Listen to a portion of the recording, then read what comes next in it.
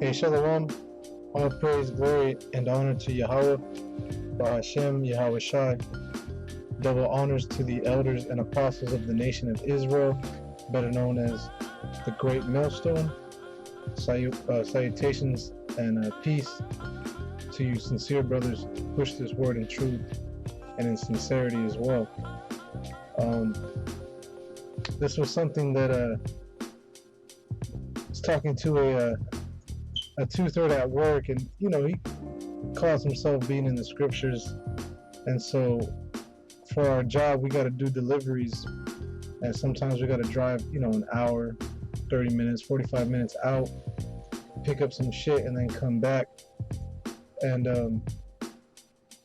we were talking about the concept of hell. He brought it up, and I was like, well, what are you talking about?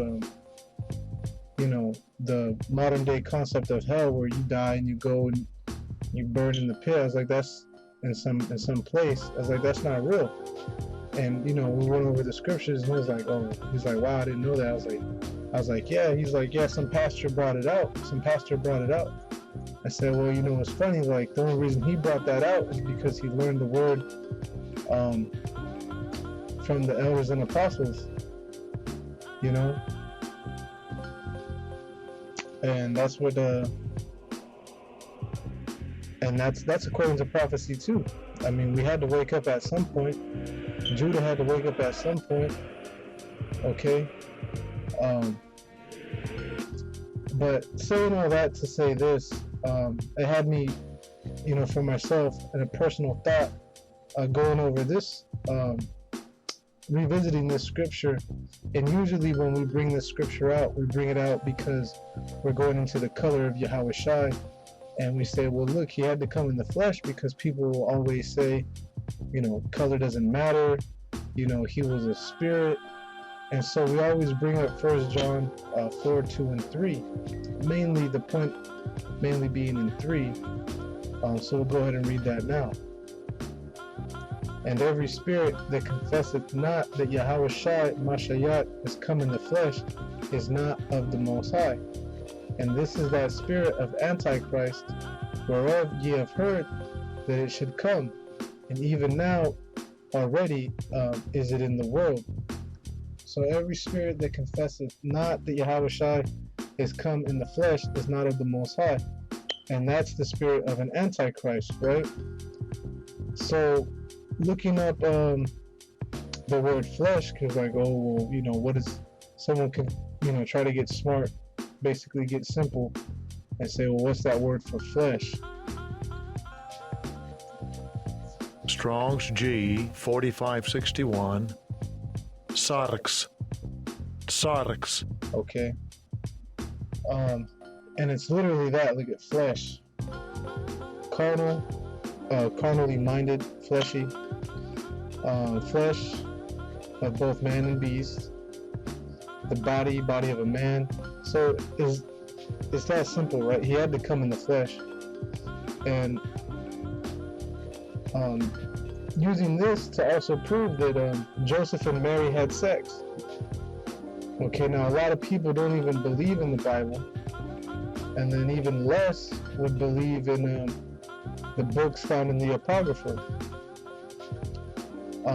But reading this, Solomon, which a lot of people somehow know, which we know how they know,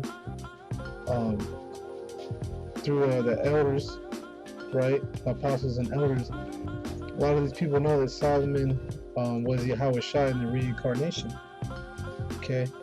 Now this is Solomon 7:1, and it says, I myself also am a mortal man, like to all, and the offspring of him that was first made of the earth, and in my mother's womb was fashioned to be flesh in the time of 10 months, being compacted in blood of the seed of man.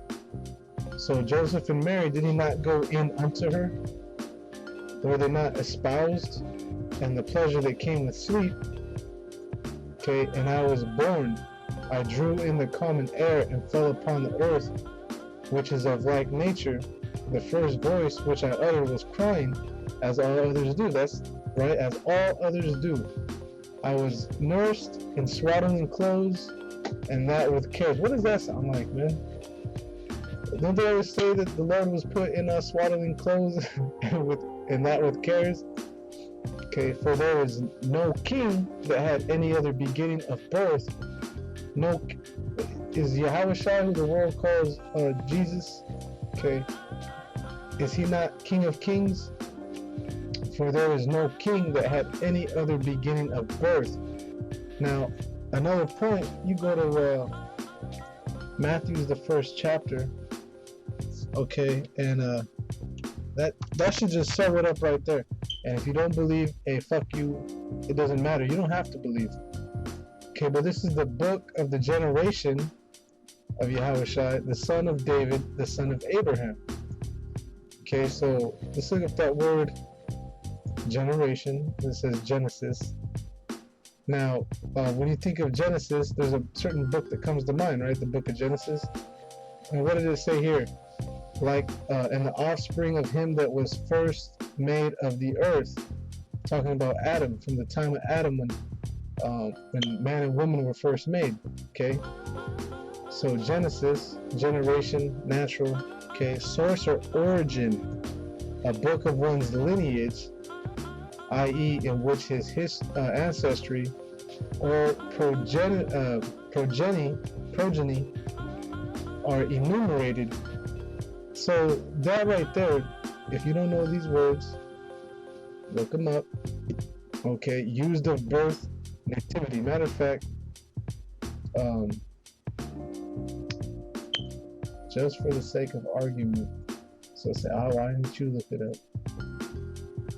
You know, everyone has a hot pocket mentality. If they don't get their food within 3 minutes, there's a fucking problem. Okay, progeny.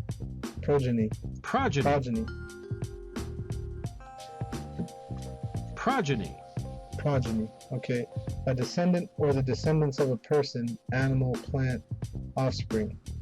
Okay, it comes from the Latin word beget. Now again, in Genesis, they got a chapter where it's, and so and so begat.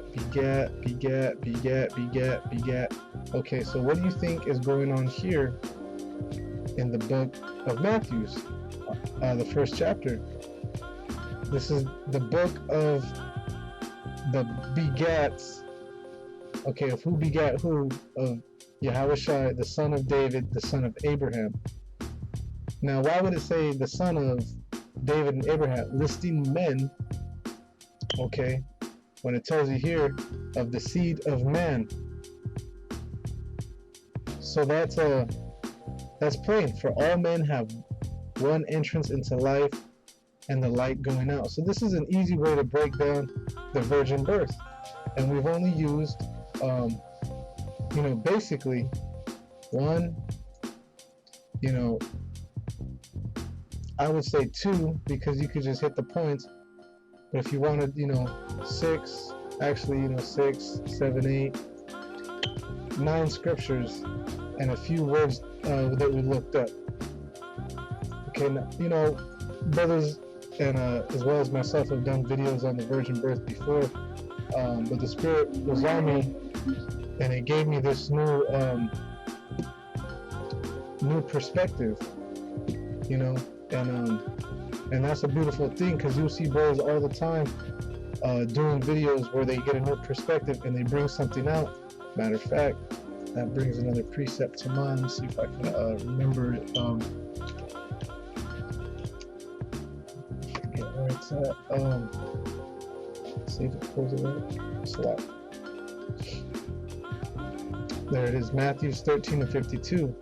Then said he unto them, therefore every scribe which is instructed unto the kingdom of heaven is like unto a man that is an householder, which bringeth forth out of his treasure things new and old.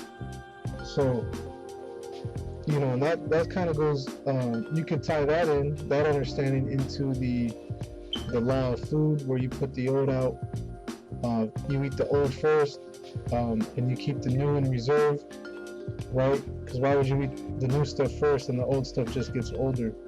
But look, you're going to have things from the Old and New Testament and you're gonna bring them out, and you'll have different perspectives. The Spirit will jump on you to where you get a different perspective, and it's an easier breakdown, you know. And just in my personal opinion, just showing you that look, everyone came into this life the same way. Okay, so with that, hopefully, brothers were edified. All praise, glory, and honor to Yahweh, Bahashem, Yahweh Shai. Double honors to the apostles and elders, better known as the Great Millstone. And salutations to all you sincere brothers who push this word in truth and in sincerity. Until next time, Shalom.